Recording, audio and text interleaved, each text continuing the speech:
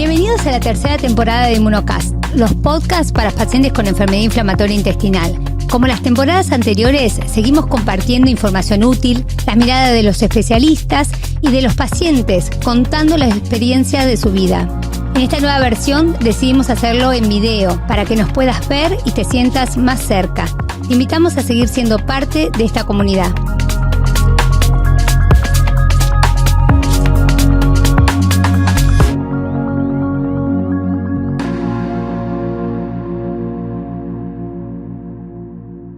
Bienvenidos a un nuevo episodio de Inmunocast. Soy la doctora Marisa Belicoso. María Eugenia Linares. Y hoy vamos a hablar de un tema bastante controvertido, ¿no? Sí, y que se habla poco y que no es habitual hablar de este tema, sobre todo en los pacientes con enfermedad inflamatoria. Pero está de moda. ¿Qué vamos a hablar? Vamos a hablar de tejido adiposo. Y la verdad que parece sencillo, pero tiene mucha más implicancia de la que nosotros creemos en lo metabólico y en la vida diaria. ¿Y con quién contamos para esto? Con nuestra licenciada Laura Oliva. Bienvenida. Hola chicas, ¿cómo andan? Bueno, muchas gracias. Laura es nuestra licenciada en nutrición, sí, se dedica a pacientes con enfermedad inflamatoria y también en el área de metabólicas, ¿no? Exacto. Tenemos un montón de preguntas para hacerte, Lau. A ver, una de ellas es, estamos recién hablando con Euge de la importancia del tejido adiposo. Y bueno, nada, contanos un poco qué es esto del tejido adiposo y por qué hoy en día es tan importante. Bien, bueno, un poco recién lo mencionaban, la importancia del tejido adiposo y ese órgano de depósito que siempre se asoció un poco a la estética, hoy sabemos que tiene un montón de funciones. El tejido adiposo es un órgano endocrino, ¿sí? Y dinámico, que va y viene, y que libera un montón de sustancias que las podemos llamar mensajeros que comunican los distintos órganos. Entonces, cuando el tejido adiposo funciona normalmente, cuando uno está, por ejemplo, en un momento después de comer, que está con un balance energético muy positivo, ¿sí? El tejido adiposo envía señales de saciedad. Entonces, eso es cuando todo funciona normal, tenemos saciedad. Ahora, cuando este tejido adiposo se desregula, y ahí aparece el problema, cuando se desregula, por ejemplo, cuando empieza a aumentar de tamaño. Aumenta de tamaño, eso se llama la hiperplasia del tejido adiposo, que crece, falta oxígeno, esa hipoxia genera mucha necrosis, o sea, muerte del tejido adiposo y empiezan a liberarse sustancias proinflamatorias. Esas sustancias son mediadores químicos. Entonces, el tejido adiposo, por un lado, libera hormonas, mensajeros que regulan normalmente y por otro lado, libera sustancias inflamatorias, ¿sí? Que generan también lo que se llama la inflamación crónica de bajo grado. Cuando nosotros, por ejemplo, tenemos una situación aguda, como por ejemplo, llevamos al ejemplo de la enfermedad inflamatoria, una recaída, ¿sí? Un brote, hay un montón de mediadores inflamatorios que ayudan al cuerpo a defenderse. Eso es el sistema inmune. Lo que pasa con el tejido adiposo es que cuando está disfuncional, libera estas sustancias que nos ayudan a defender en pequeña cantidad crónicamente, que es la famosa inflamación de bajo grado, ¿sí? La inflamación crónica de bajo grado, que es como si, suponete, en un incendio sería una inflamación aguda. El cuerpo reacciona para ir justamente a defendernos. Ahora, en lo crónico son como pequeños nichos, ¿sí? Como una brasa que está ahí latente, que lo que hace nos desregula en un montón de situaciones, ¿sí? Entonces, ante una situación, por ejemplo, te doy un ejemplo que pasó mucho y se vio muy evidenciado durante la pandemia, los pacientes con exceso de adiposidad y que tenían comorbilidad de la adiposidad, como puede ser la diabetes, la hipertensión, la enfermedad cardiovascular, y se contagiaban del virus, tenían una reacción inflamatoria desmedida. Por eso es que hacían respuestas y se complicaban. Bueno, es por eso, es porque tienen el sistema inmunológico como ahí latente, ¿no? Como se abraza. Entonces, por eso es importante cuidar la salud del tejido adiposo. Lau, y hay diferentes tipos de obesidad, porque bueno, nosotros lo sabemos, pero un poco para acercar un poco a la gente, ¿no? Hay, digamos, toda persona que tiene sobrepeso tiene obesidad. ¿Cómo se definen los diferentes tipos de obesidad? Y si todas tienen la misma importancia o hay una que es más grave que la otra. Bien. En este sentido, ¿no? De esta inflamación crónica que puede generar el tejido adiposo. Sí, y lo que es un poco también la pregunta es si tener tejido adiposo claramente tiene asociación con sobrepeso o no. O una persona sin sobrepeso puede tener un tejido adiposo inflamado, bien, ¿no? Excelente pregunta. Sí. Bueno, justamente este año salió el nuevo consenso diagnóstico que todavía está en debate en la comunidad científica, que es el nuevo diagnóstico de obesidad y que la divide en obesidad clínica y preclínica. Y tiene que ver justamente con la disfunción del tejido adiposo. La obesidad clínica, o sea, primero en los dos necesitas un exceso de adiposidad. Que eso vos lo podés diagnosticar con medidas simples, como puede ser un índice de cintura-talla, medís la cintura, lo dividís por la altura del paciente, cuando es arriba de 0,5 hablamos de exceso de adiposidad visceral, que es la que más relacionada está con la inflamación, o una bioimpedancia, que nosotros en el consultorio lo hacemos permanentemente para poder evaluar la localización también de esa grasa corporal. Y con eso tenés obesidad. Ahora, si es clínica o preclínica, se tiene que demostrar, ¿sí?, que hay alguna comorbilidad asociada a la adiposidad, como puede ser una glucemia alterada en ayunas, hipertensión, alguna enfermedad cardiovascular, enfermedad renal. O sea, hay un montón, 18, digamos, signos y síntomas asociados a la adiposidad. Ahí estás demostrando que el tejido adiposo es un tejido adiposo inflamado, disfuncional, y es una situación que se tiene que tratar clínicamente. Ahora, cuando solo tenés adiposidad, pero no se pudo comprobar que hay, digamos, una comorbilidad asociada a ese tejido adiposo, es una obesidad preclínica que debe ser tratada, porque sí hay estudios que muestran que en el tiempo, muy probablemente ese tejido adiposo se desfuncionalice, pero digamos que tenés como otros tiempos de tratamiento, podríamos así llamarlo. Y otra cosa es la localización, justamente la localización del tejido adiposo que tiene más propensión a desfuncionalizarse es la grasa central, grasa visceral, ¿sí?, ectópica, que está muy relacionada con justamente esta posibilidad de liberar sustancias inflamatorias. Lau, y antes era súper importante el peso. Antes era todo en el consultorio y nosotros a los pacientes lo primero que hacíamos era pesarlo. ¿Cuánto influye ahora? Que parece que ustedes tienen como más herramientas, ¿no? Sí, sería cuál es el peso del peso, sí, ¿no? En la consulta. Bueno, hoy el peso solo es una variable que no nos dice nada. Okay. Porque lo que necesitamos es la evaluación de la composición corporal. Vos podés tener un paciente que quizás es un paciente que hace un montón de ejercicio y por ahí, por índice, que es lo que antes hacíamos, relación peso, altura al cuadrado, está en un valor alto, y cuando haces una composición corporal tiene un muy buen componente muscular, entonces es un paciente que no te preocupa tanto. Ahora, cuando haces una evaluación de su estado nutricional y quizás tiene un peso en rango, pero tiene un gran componente adiposo, y sobre todo localizado a nivel central, es un paciente que requiere tratamiento. Entonces el peso aislado no nos dice nada, tenemos que ir a ver la composición corporal y valorar, sobre todo y más en pacientes crónicos como los pacientes con enfermedad inflamatoria, evaluar el músculo y la calidad del músculo. Sí, que es un tema muy importante también, ¿no? De la compensación muscular y con algunos medicamentos que también utilizamos también nosotros, que hay mucho lo que ahora se le llama sarcopenia, ¿no? ¿Y qué relación hay entre, porque un poco llevándolo al terreno de las enfermedades inflamatorias, ¿no? De obesidad, digamos, porque uno tiene como el concepto, o uno ve muchos pacientes, que sobre todo cuando están en brote, que por ahí tienen bajo peso. O por ahí era un concepto que teníamos más antiguo, ¿no? Más antiguo. Entonces, que el paciente con inflamatorio es un paciente desnutrido, ¿no? Y ahora, bueno, ¿hay alguna relación entre la etiopatogenia o puede exacerbar la enfermedad? ¿Qué conexión hay entre, ¿no? Este tejido adiposo inflamado que puede tener algunas personas y la enfermedad inflamatoria?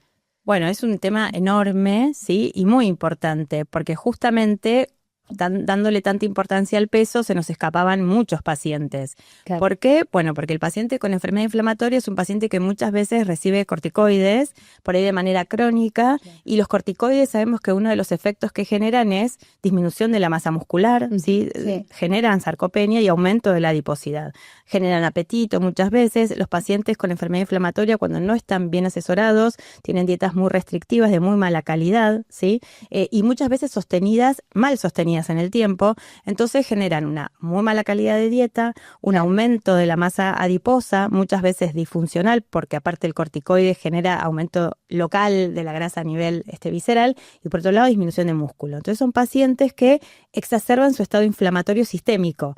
Además de la inflamación a nivel intestinal, tienen una inflamación sistémica. Entonces es muy importante en estos pacientes lograr un descenso de esa adiposidad. Lo que tenés que ver es que el paciente con enfermedad inflamatoria es un paciente con mucha vulnerabilidad, sabemos, ¿no? Por todo lo que significa el estado inflamatorio, ¿no? La actividad a nivel intestinal, la mala absorción, aumento de la motilidad, bueno, y toda la repercusión. Entonces hay que tener mucho cuidado. Quizás en el momento del brote no es un momento para nada de descenso de peso, hay que cuidar mucho, ¿sí? El estado nutricional general y la calidad del músculo, sobre todo cuidarle el músculo.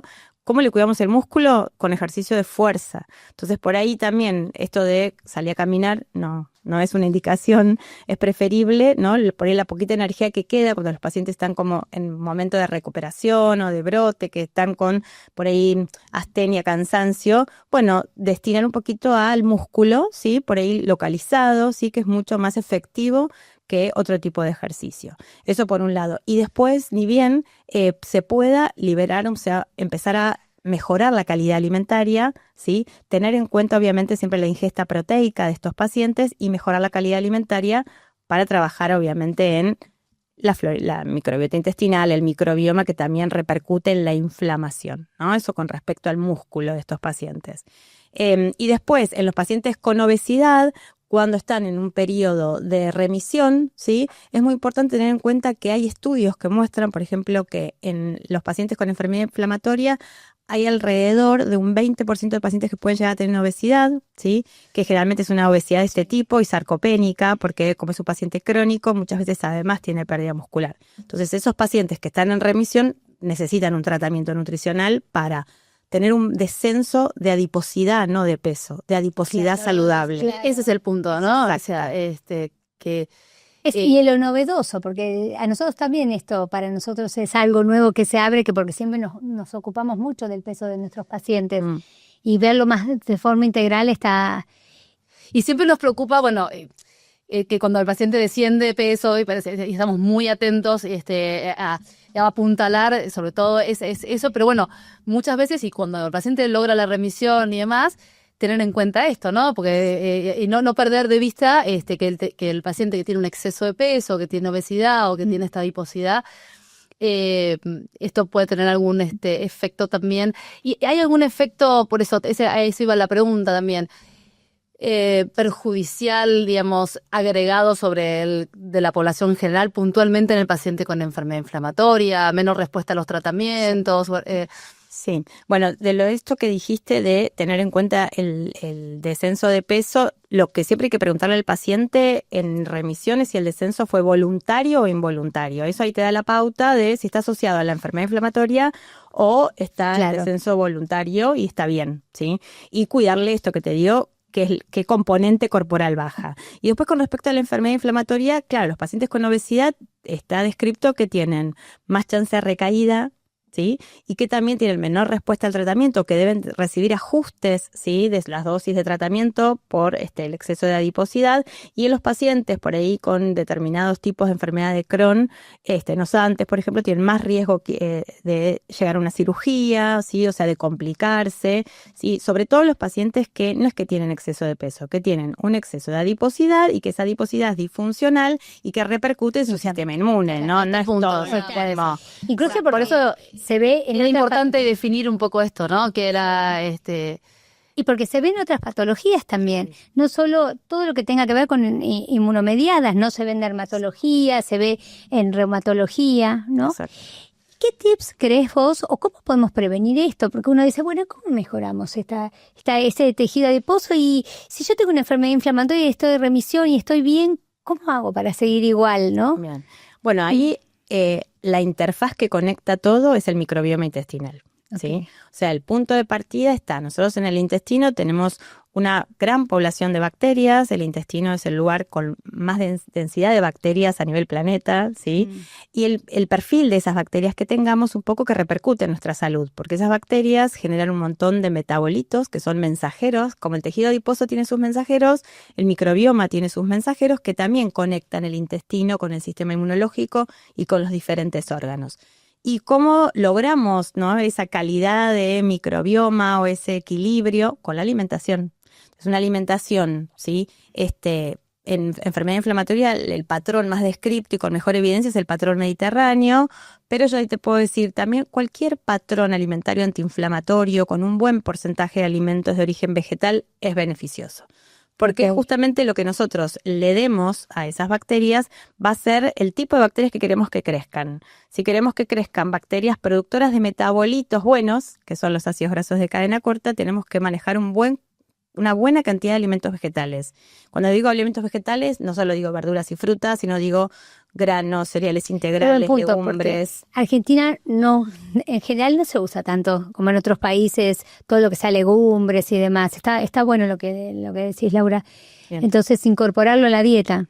Exacto. En el paciente con enfermedad inflamatoria es más difícil porque muchas veces, como ha tenido, a veces por ahí consejería que no estuvo buena, o por ahí porque ha tenido brotes, entonces está muy acostumbrado a la restricción, les cuesta un montón incorporar legumbres.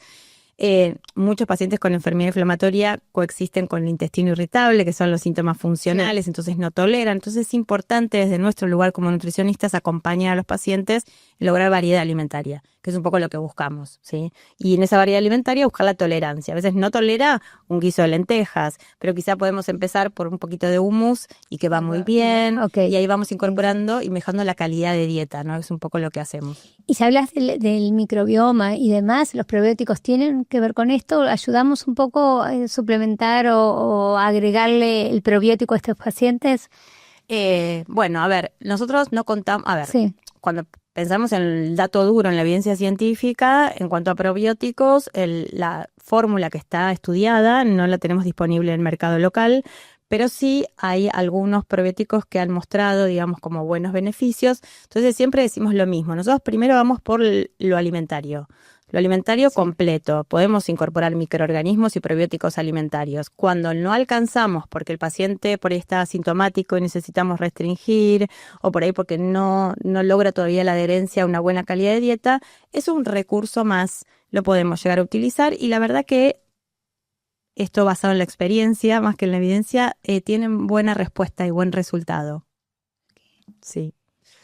Y volviendo un poco a lo del al tejido adiposo y la inflamación, ¿no? Qué importante tener una valoración, ¿no? Nutricional, no solamente obviamente en el brote, que hablamos siempre de todo el acompañamiento que tiene el paciente en esa instancia, sino también en remisión, para poder valorar esto que nosotros, o sea, muchas veces no lo tenemos en cuenta, ¿no? Porque el paciente por ahí puede tener, como decías vos, un peso adecuado, pero tiene una composición corporal que no es la más beneficiosa, y uno la puede mejorar con pequeñas intervenciones, ¿no? Y mejorarle no solo, digamos, toda su calidad, no solo su calidad de vida, sino también quizás la respuesta a los tratamientos, ¿no? Y bajar la carga inflamatoria. Exacto, o sea, esto en todo, o sea, en la respuesta a los fármacos, a los biológicos, el músculo es fundamental, ¿no? Te lo llevo a la oncología también, o sea, el paciente cuando tiene mejor composición corporal tiene mejor respuesta al tratamiento, cuando tiene menor inflamación crónica tiene mejor respuesta a los tratamientos, entonces el paciente cuanto mejor está, digamos, como su base, mejor va a responder a la medicación, mejor va a salir de un brote, o sea, eso es así. Por eso es importante en un paciente crónico, porque sabemos cómo es el caminito de la enfermedad inflamatoria, digamos, en los momentos de remisión aprovechar y preparar el cuerpo de la mejor manera para responder mejor si es que llega a tener un brote, ¿no? Porque sabemos que la causa del brote, bueno, puede ser multifactorial. Sí, y además bajar otros riesgos asociados, como pueden ser los cardiovasculares. Ni hablar, ¿no? Ese es otro tema. Todo el área de metabólica es sumamente importante y nosotros, viste que a veces le damos mucho más bolilla, si uno quiere, al brote de la enfermedad inflamatoria, obviamente, y después todo esto surge de decir, bueno, tiene glucemia alta, pero tiene un hígado graso, pero entonces me parece que es buen tema, por eso lo queríamos traer un poco con Eugenia, porque el paciente es 360, ¿no? Hay que mirarlo de todos los sectores y no solo pensar que hay que enfocarse en la enfermedad inflamatoria, ¿no? Sí, y a veces por la misma actividad de la enfermedad o por los medicamentos que se utilizan, a veces tienen un impacto en otros órganos, sí, como puede ser también, como hablábamos recién, que es otros órganos, ¿no? Exacto. Sí, y es poco conocido. Nada, nos encantó. La verdad es que yo aprendí mucho más de lo que pensaba, porque hay cosas que me parecen súper novedosas, hay cosas nuevas, hay mucha cosa de la inmunología que hay que aprender a manejar y cómo va cambiando en todas las áreas, porque en nutrición antes era como más lineal, todo se abocaba en el peso y ahora vemos que es mucho más complejo observarlo, valorarlo al paciente, ¿no? Que es solo pensar en el peso. Totalmente. Y ahí tenemos 2 botones, Laura, y nada, la idea es, ¿qué le quisieras decir a los pacientes que tienen enfermedad inflamatoria por sí o por no, o por las dos, como mensaje final? Bueno, por sí que es muy, muy importante el cuidado del músculo, ¿sí? En todas las etapas de la enfermedad que cuiden el músculo se cuida con calidad alimentaria, ¿no? Porque eso tiene mucho que ver hoy, el contar calorías y eso no, es calidad alimentaria y ejercicio de fuerza, Sí. por sobre todo. Y por no, bueno, justamente que el peso no se queden con el peso, ¿sí? Que es muy importante tener en cuenta el estado nutricional, no a las dietas restrictivas crónicas, que es importante que tengan asesoramiento para poder, ni bien se pueda, por sus síntomas, ampliar la diversidad de la dieta, porque bueno, mucho tiene que ver la nutrición de los pacientes con cómo van a responder. Muchas gracias, Laura. Ustedes. Buenísimo.